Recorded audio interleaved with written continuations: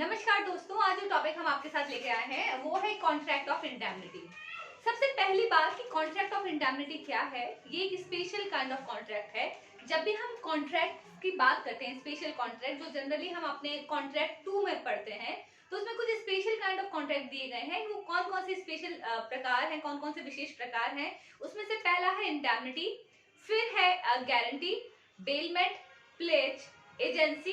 इसके अलावा हम दो और एक्ट्स का अध्ययन करते हैं, वो है sale of goods act and partnership act. So these are the basic laws which we are dealing under special contracts.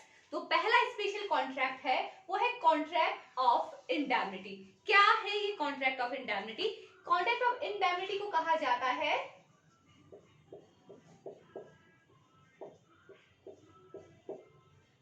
क्षतिपूर्ति की संविदा। ओके, कि जिसमें एक व्यक्ति किसी दूसरे व्यक्ति को अपने कंडक्ट की वजह से या किसी और के कंडक्ट की वजह से होने वाले नुकसान से बचाने का वचन देता है। ओके, तो इसमें क्या होता है कि one person promises to other to save him from loss caused due to his, मतलब प्रॉमिस है कि खुद के कंडक्ट, हिज ओन कंडक्ट और from the conduct of third party. Okay, so अब हम अगर हम इन्हीं बिंदुओं को देखते हैं तो पहली बात एक चीज जो ये सेक्शन 124 है इंडियन कॉन्ट्रैक्ट एक्ट 1872 का, उसमें इस चीज का वर्णन किया गया है। पहली रिक्वायरमेंट है फर्स्ट पर्सन और दूसरे से प्रॉमिस किया जा रहा है, तो यहाँ पे टू पार्टीज। दूसरा है कि प्रॉमिसेस। प्रॉमिस मीन्स, प्रॉमिस का मतलब क्या होता है? प्रॉमिस का मतलब है ऑफर एंड एक्सेप्टेंस। ठीक है, प्रॉमिस का मतलब है offer is accepted it becomes a promise. आपने डेफिनेशन क्लॉज सेक्शन 2 में पढ़ा होगा। ओके, अब यहाँ पे कौन से लॉस से बचाया जा रहा है? लॉस है जो किसी के कंडक्ट की वजह से हो रहा है। यानी अगर लॉस आपका किसी व्यक्ति के आचरण, कंडक्ट या किसी कार्य से हो रहा है, तभी आप 124 में आप क्या कर सकते हैं? आप क्षतिपूर्ति की डिमांड कर सकते हैं। अगर मैं अपना सपोज मैं इंश्योरेंस कराती हूँ कि अब सपोज एक्ट ऑफ गॉड कि अगर अर्थक्वेक से मेरा मकान बचा रहा है, अर्थक्वेक के against, earthquake is not the conduct, तो वो उस क्षतिपूर्ति में नहीं आएगा। यहाँ पर किसी ह्यूमन बीइंग, किसी व्यक्ति के कंडक्ट की वजह से ही आपको नुकसान होना चाहिए। ठीक है, तो चलिए अब मैं आपको एक एग्जाम्पल इसमें देना चाहूंगी।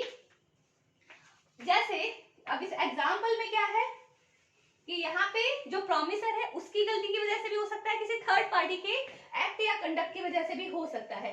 अब किस प्रकार से होगा?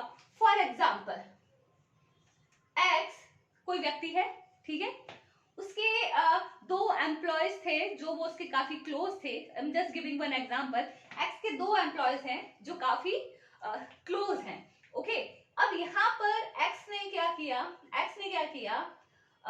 वाई से ये कहा कि आई प्रॉमिस यू कि you are working for me, I promise you कि if there is any loss और any loss caused to you due to the conduct of my competitor Y, my competitor A, suppose A.